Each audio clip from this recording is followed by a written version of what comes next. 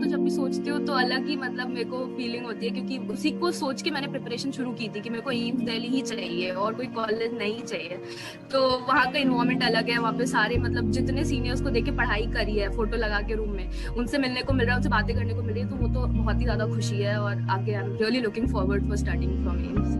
Biology में मैं specifically कहूँगी कि एनसीईआरटी का रिवीजन इज़ अ मस्ट। मतलब लास्ट तक आते आते बायोलॉजी के एक एक टॉपिक पे ऑलमोस्ट मैंने 20 से 25 बार रिवाइज तो कर लिया था। 20 बार तो मैंने किया था हर चैप्टर रिवाइज।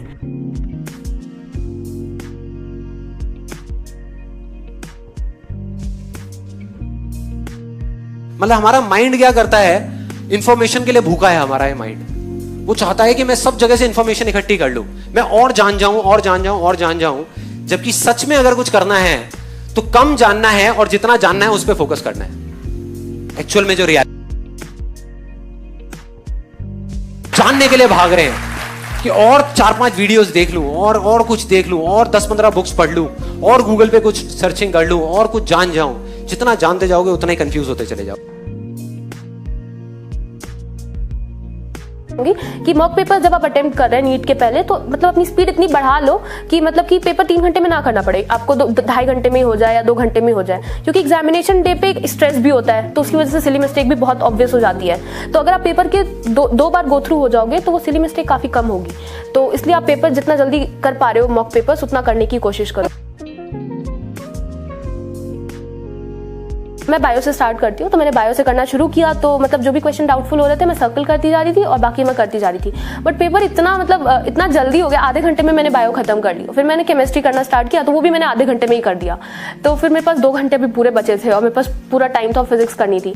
तो मतलब ये था कि फिजिक्स में कोई सिली मिस्टेक ना हो जाए। तो मैं हर दूसरा क्वेश्चन 2 बार सॉल्व कर रही थी, मतलब पूरा पढ़ रही थी, सॉल्व कर रही थी, आंसर टिक कर रही थी, फिर से दोबारा सॉल्व कर रही थी, क्योंकि सिली मिस्टेक अवॉइड करने के लिए। तो ऐसे करके मैंने पूरा फिजिक्स सॉल्व किया। उसके बाद भी फिजिक्स भी 45 मिनट्स के आसपास में हो गई। तो मतलब मुझे एक कॉन्फिडेंस तो आ गया कि हाँ चलो एम्स दिल्ली तो मिल जाएगा, मुझे लग रहा है पेपर अच्छा हो गया है।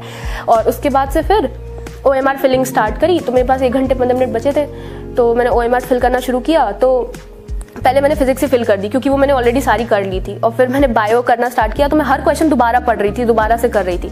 तो एक क्वेश्चन मेरा गलत हो गया था, पहली बार में मैंने गलत पढ़ लिया था। और वो मतलब ऑलमोस्ट मुझे लगता है बहुत सारे स्टूडेंट्स का गलत। तो एक मतलब ट्रिकी क्वेश्चन बनाया था उन लोगों ने। क्वेश्चन में अगर पूरा मैं बोल दूं तो वो ये था कि DNA हेलिक्स का ओपनिंग कौन करवाता है, और लास्ट में एक वर्ड था ड्यूरिंग ट्रांसक्रिप्शन। वो कोई देख नहीं रहा था, वो एक पेटेंट क्वेश्चन होता है, वो कोई देखता नहीं है, तो वो पूछा नहीं जाता जनरली। तो मैंने भी दूसरा आंसर मार्क कर रखा था। जब दोबारा पढ़ा तो वो मुझे दिख गया। मतलब मैंने भगवान जी को इतना थैंक यू बोला कि मेरा ध्यान पड़ गया।